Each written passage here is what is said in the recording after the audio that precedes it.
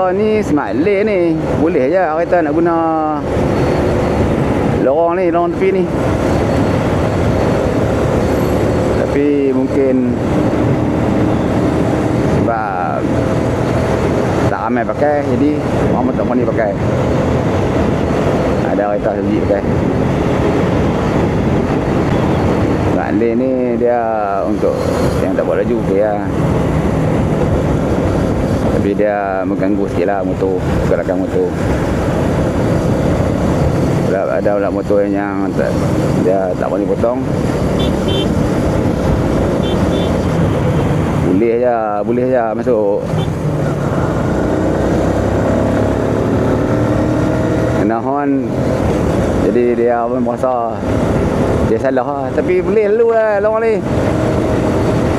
Cuma itulah kadang-kadang bawa kereta tu mereka tak berani sebab takut kena horn dengan motor lah. Dah tak salah pun. Walaupun saya bawa motor kan, saya nak abang kereta boleh guna.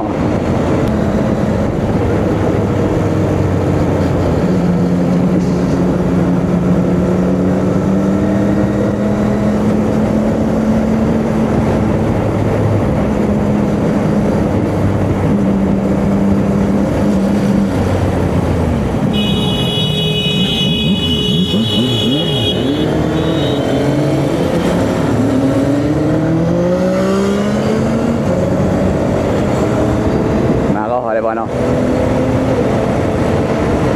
Apa? Boleh lalu. Sini bukan lorong kecemasan.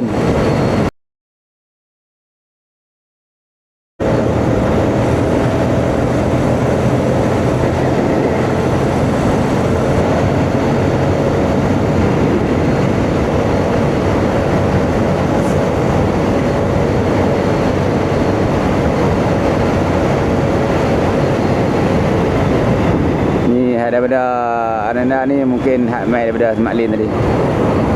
Ni salah satu cara nak masuk balik lorong. Kalau nak masuk macam hak mai V tadi tu, mungkin susah sikit lah orang nak bagi. Sebab orang tuduh potong barisan. Itulah saudara.